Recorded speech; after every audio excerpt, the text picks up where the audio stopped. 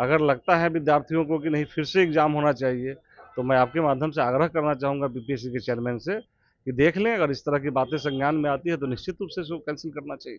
अगर वो पाखंड की बात करते हैं तो सबसे बड़े पाखंडी उनको कहना चाहिए अपने दल के नेता को ना। और ऐसे फतेह बहादुर जी को मैं आपके माध्यम से कहना चाहूँगा कि कम से कम घर में अपने पूर्वजों को याद करके तब उनको इस तरह की बात बोलनी चाहिए। लेकिन भारत की धरती पर रह करके, भारत की मिट्टी पर रह करके सनातन संस्कृति का अपमान करेगा, वैसे लोगों को भारत की धरती पर रहने का अधिकार नहीं। नमस्कार, आप देखना शुरू कर चुके हैं लाइव वीडियोस को। मेरा नाम अभिषेक है। हमारे साथ बातचीत करने के लिए बीजेपी के विधायक राजू सिंह हैं। राजू सिंह जी एक आरजेडी के विधायक है फतेह बहादुर, कह रहे हैं कि मंदिर जाने का रास्ता पाखंड का रास्ता है।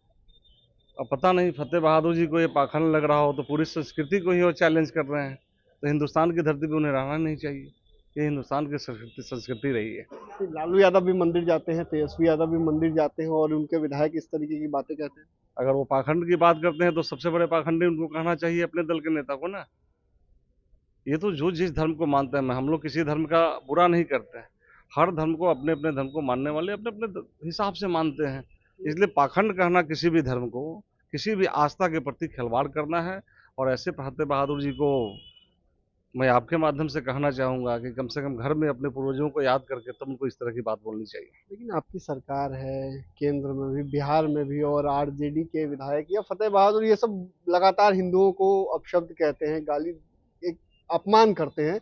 आप लोग के मतलब वो अपनी वोट लेने के लिए किसी हद तक जा सकते हैं और उनका बेस आधार वही है, वही बोल करके वोट लेना है। वो इस काम को करते हैं।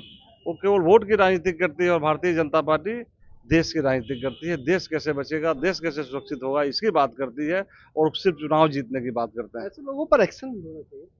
निश्चित रूप से होना चाहिए। और देखिए, सब कुछ बदल रहा है, धीरे धीरे सब बदलेगा। जो भी इस भारत की धरती पर रह करके, भारत की मिट्टी पर रह करके सनातन संस्कृति का अपमान करेगा, वैसे लोगों को भारत की धरती पर रहने का अधिकार नहीं।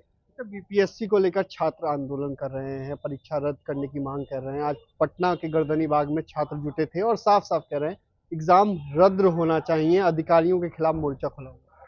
देखिए, एग्जामिनेशन मेरा कहीं भी टूटी होगी तो उसको रद्द होना ही चाहिए। मैं इनमें हर चीज़ों से ऊपर उठ करके बात करता हूँ। अभी जैसे कि जिस केंद्र पे हुई है, बीपीएससी के चेयरमैन ने बताया है और उस केंद्र को कैंसिल किया है उन्होंने। अगर लगता है विद्यार्थियों को कि नहीं फिर से एग्जाम होना चाहिए, तो मैं आपके माध्यम से आग्रह करना चाहूँगा बीपीएससी के चेयरमैन से कि देख लें, अगर इस तरह की बातें संज्ञान में आती है तो निश्चित रूप से इसको कैंसिल करना चाहिए। कैंसिल करना चाहिए, बिल्कुल निश्चित करना चाहिए। बड़ी बात कह रहे हैं। अगर अगर इस तरह की बातें हुई हैं तो मैं फिर से आपको बता रहा हूँ, अगर ऐसे तो उनको मैं धन्यवाद देना चाहूँगा कि जिस सेंटर पर अराजकता हुई है उस सेंटर को तो उन्होंने कैंसिल किया है। तो आपने सुना कि बीजेपी के विधायक राजू सिंह ने बड़ी बात कह दी है। बड़ी बात बोलते ही हैं और एक बार फिर बड़ी बात बोल गए हैं।